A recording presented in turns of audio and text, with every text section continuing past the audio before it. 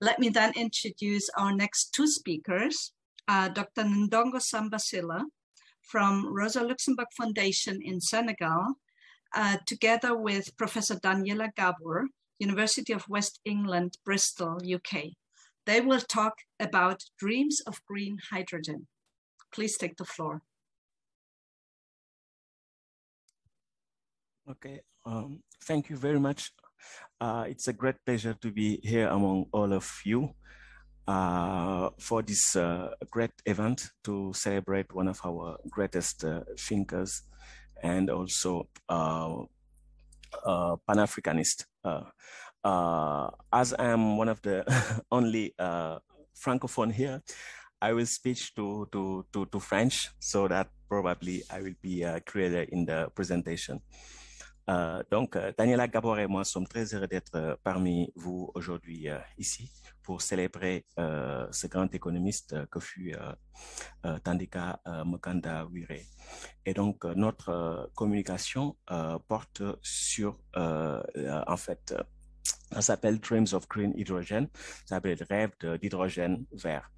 Et donc, ce qu'il faut dire dès l'entame, c'est que Daniela et moi avons commencé à collaborer depuis quelque temps par rapport à la question même qui fait l'objet de cette conférence, c'est-à-dire la possibilité au XXIe siècle d'un état développementiste. Et donc, dans la conjoncture particulière dans laquelle on est, l'état développementiste doit nécessairement être un état, disons, qui prend en compte les contraintes environnementales. Donc, Green Developmental State.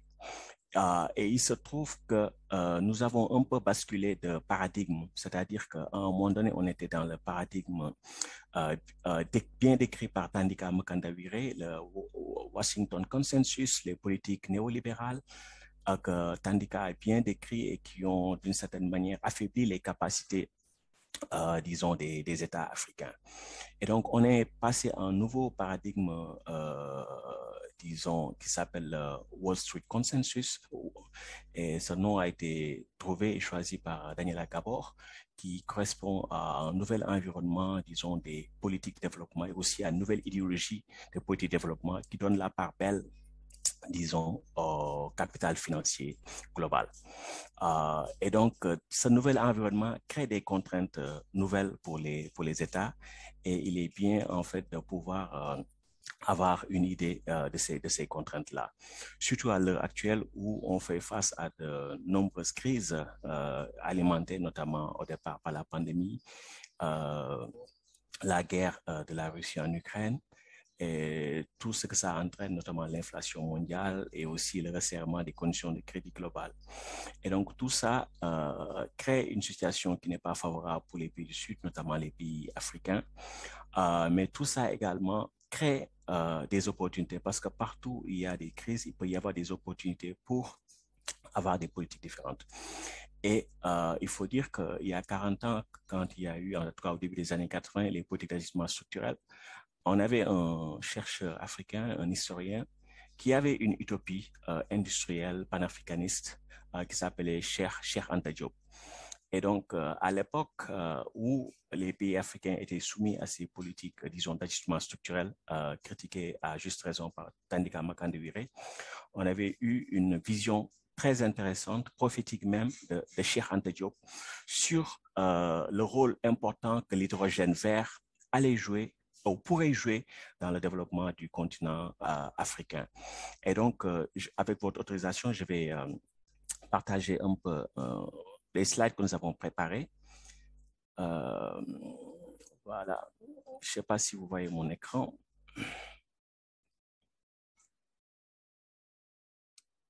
Yeah, all good. Oui, okay. oui, oui. You see my screen? Okay, so it's fine. Okay. Et donc,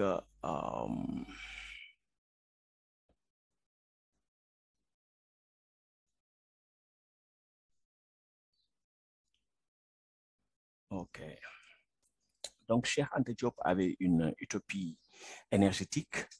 Il parlait en fait de l'importance que l'hydrogène allait occuper, disons, dans le monde, en tout cas actuel, le XXIe siècle.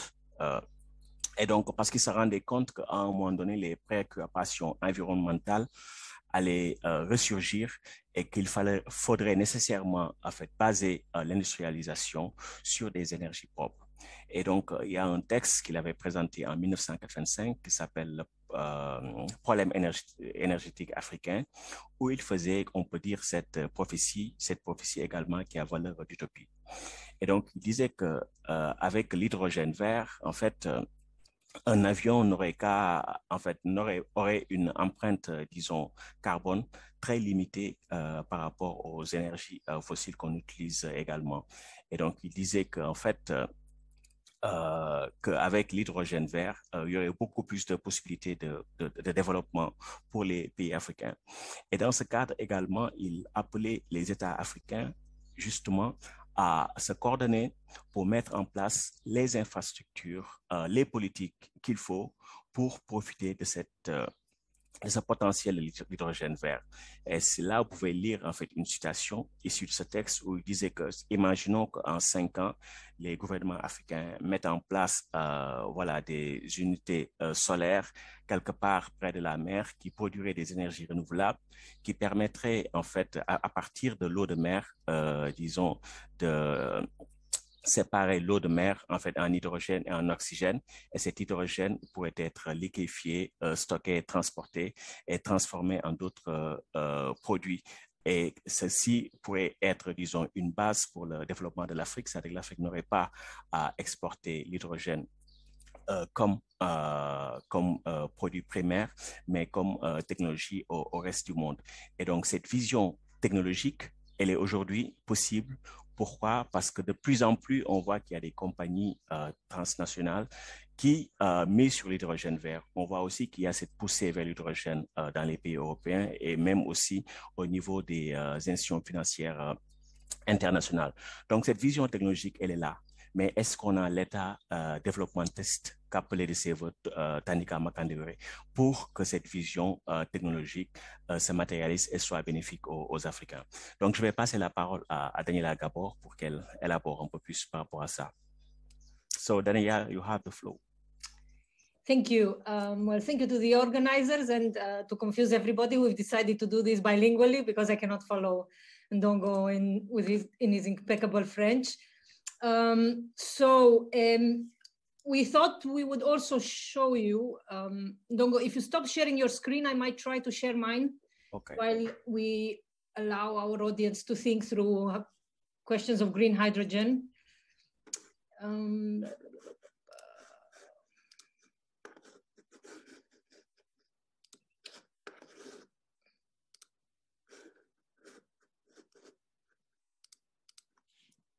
Okay, so can you see this now? Yeah, if put your yeah, yes. Okay, thank you. Okay, so we just thought we'd show you the kind of standard pictures that you will find in the projects to create green hydrogen plants across African countries. We have focused in a piece that will soon be out in the Boston Review that Ndongo and I have co-authored. We have focused on Namibia because in Namibia, we can ask some very interesting questions about the resurgence of the developmental state in a green sort of form. Questions that are interesting in parallel to Tandika Makandawire's vision of what a developmental state would look like. And when countries and private companies think about green hydrogen projects, the logic of green hydrogen, if you allow me to, I'm not a green hydrogen expert, but both of us have learned quite a lot about it in the last 5 months. The idea is, and this is on your right-hand side, you will see an illustration from Namibia's green hydrogen plan called Hyphen, which is a partnership between the Namibian government, a German renewable energy company, and the private equity company. So the standard kind of partnership that we have described in the Wall Street consensus logic of creating partnerships around investable projects. And this is what this Hyphen vision for Namibia looks like for the green hydrogen project in Namibia. And it's not just one, there are several.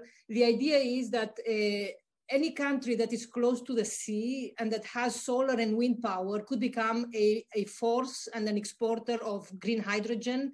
There is a global rush to green hydrogen because of the European Union, in particular, the European Union push to accelerate the transition to low carbon, a push that has been now even further accelerated by the Russian invasion of Ukraine.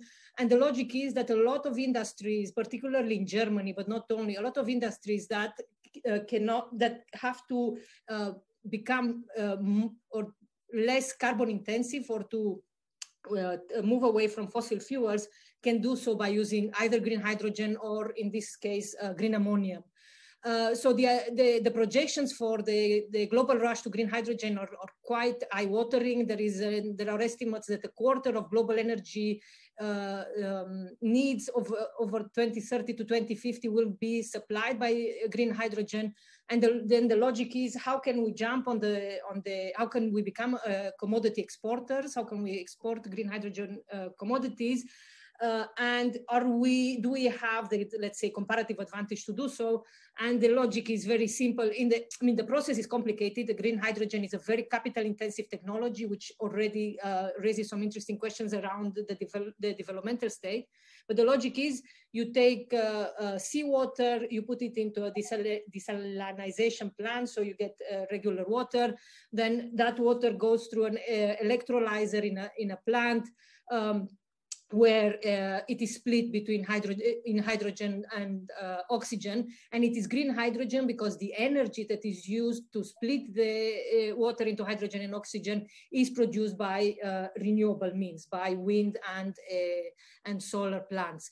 And if you see here in the picture, and that's, I think, the important thing to take away, what we see from in Namibia's project is not just a project to become a green hydrogen commodity exporter, but also to benefit the local economy and to create some form of green industrialization zones out of the green hydrogen project.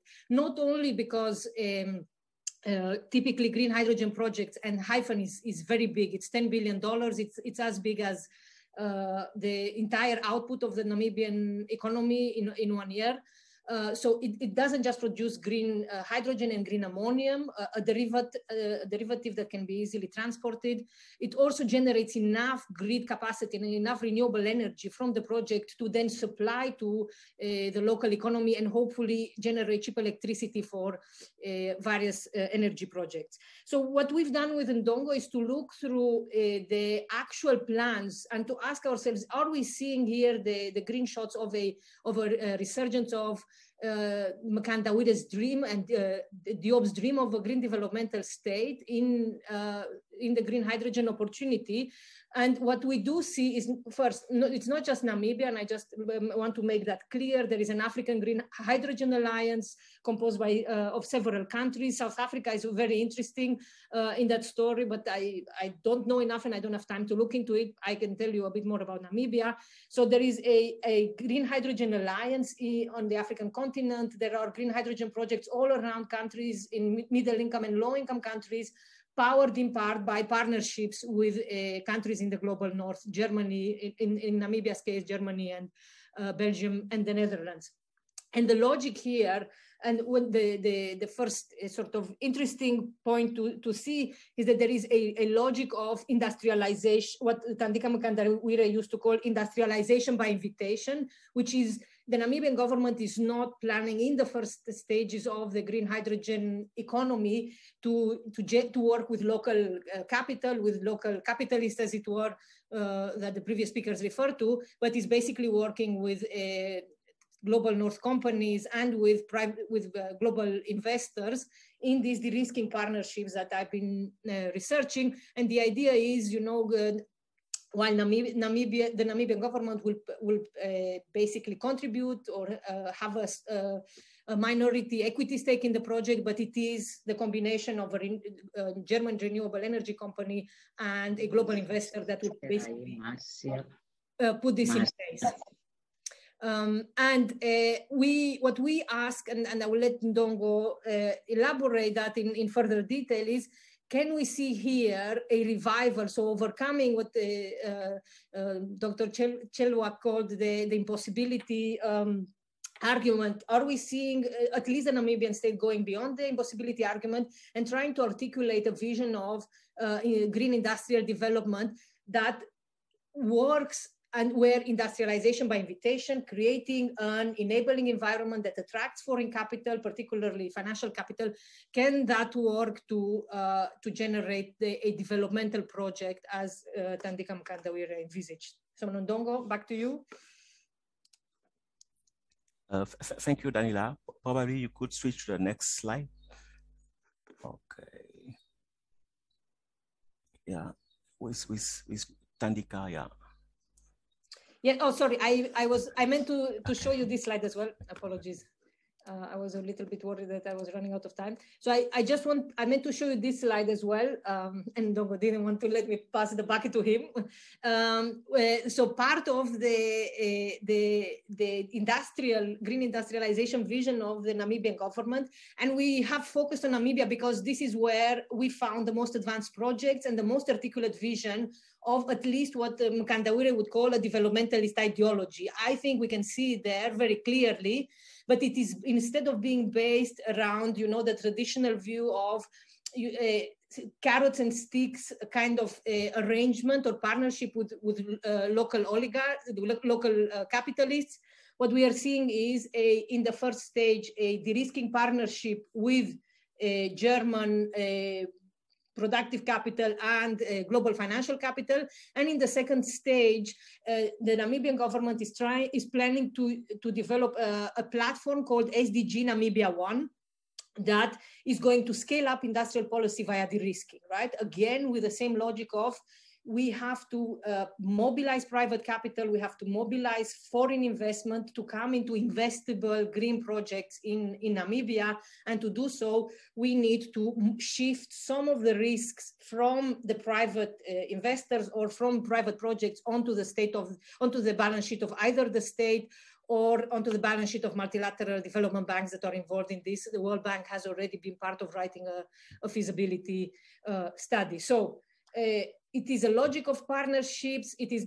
So there is a developmentalist ideology, but with a updating or deviation, if you want, that I will let Ndongo talk about, with a deviation from the original developmental state logic, where this developmentalist ideology is articulated through in the industrialization by invitation.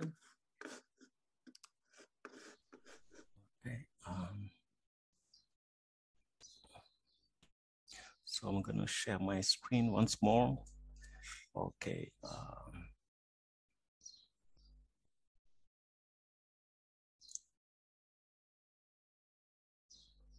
Okay. Do you see my screen?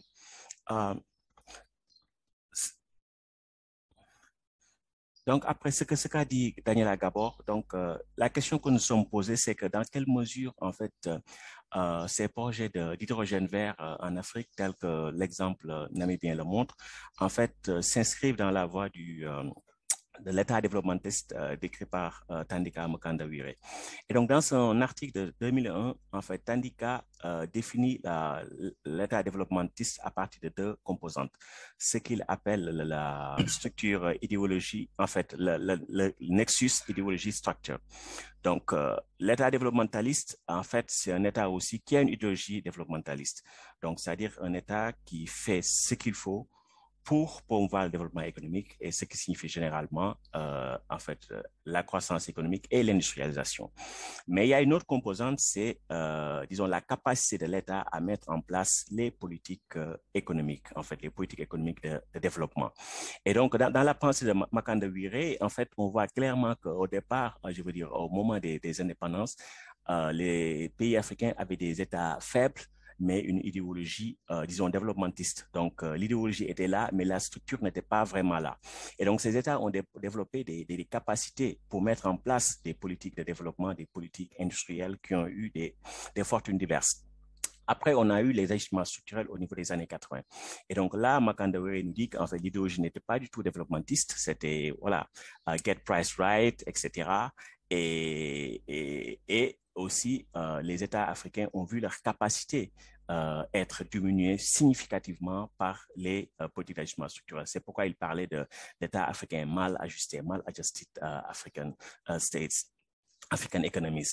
Et donc là, on est dans un nouveau paradigme où, comme nous le montrons dans notre article, il y a un appétit pour l'État. Donc, c'est un État qui est un peu plus important que l'État de Wall Street, du Washington Consensus, mais c'est un État qui doit agir seulement dans une direction déterminée que Daniela a bien montré, c'est-à-dire de-risking, c'est-à-dire qu'il faut minimiser les risques pour les investisseurs. C'est-à-dire que ce soit investisseurs financiers ou investisseurs en fait dans des activités productives, industrielles, il faut minimiser les risques. Et donc, il faut un ensemble, en tout cas un environnement financier, fiscal, en tout cas aussi administratif, qui favorise en fait la venue du capital étranger. Et donc, les projets d'hydrogène s'inscrivent dans ce cadre-là qui a été critiqué par Tandika en son temps, qui est le développement par invitation. C'est-à-dire que ce sont les entreprises étrangères, ce sont les capitaux étrangers qui définissent ce que doit être le type d'industrialisation, qui doivent être aussi définir le cadre dans lequel, en fait, leur activité se décline dans ces pays-là. Or, pour nous, en fait, dans la perspective de Tandika, en fait, l'État développementiste doit être en mesure de discipliner le capital étranger et doit aussi être en mesure de stimuler à l'éclosion de champions nationaux. Mais tout ça, vous ne l'avez pas dans le cadre du développement par invitation, tel qu'on peut le voir à travers le cas namibien. Et donc, dans le cas des projets d'hydrogène vert, on a aussi cette hypothèse que ce sont les, en tout cas, les capitaux étrangers qui viendront en fait avec leurs capacités. Donc, l'État lui-même n'a pas besoin de développer ces capacités-là pour son propre développement et aussi pour avoir la maîtrise du processus de transformation économique. Et donc là également, c'est un risque en fait que les États encourent en s'inscrivant dans ce type de partenariat où les capacités, en fait, l'État à réguler l'économie et aussi à mettre en place des projets de développement effectifs sont entre les mains du secteur privé financier global. Et donc là également, ce qui se passe souvent, c'est qu'il y a un rôle particulier qui est assigné aux banques centrales, qui deviennent des institutions très importantes et qui s'inscrivent dans cette perspective de limiter les risques pour les investisseurs étrangers. Et donc ça va aussi à l'encontre de l'État développementiste qui doit reposer sur une coordination, une articulation entre les autorités fiscales, les autorités monétaires et aussi les autorités en charge de la politique industrielle. Donc ça veut dire qu'à l'époque où nous sommes, un État développementaliste doit être un État développementaliste vert. Mais cet État développementaliste vert ne peut pas céder aux sirènes, disons, du Wall Street Consensus.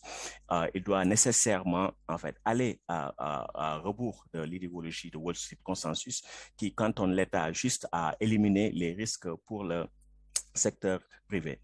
Et donc, c'est seulement, en fait, disons, en allant à rebours de ce Wall Street Consensus que, en fait, il sera possible, en tout cas, de faire advenir l'État développementaliste, mais aussi l'État développementaliste vert, qui pourrait donner une vision concrète, en tout cas, mettre en œuvre, en fait, l'utopie énergétique de Cheikh Anta Diop en son temps. Donc, Daniela, I probably want to say something. No, thank you very much. We look forward to your questions.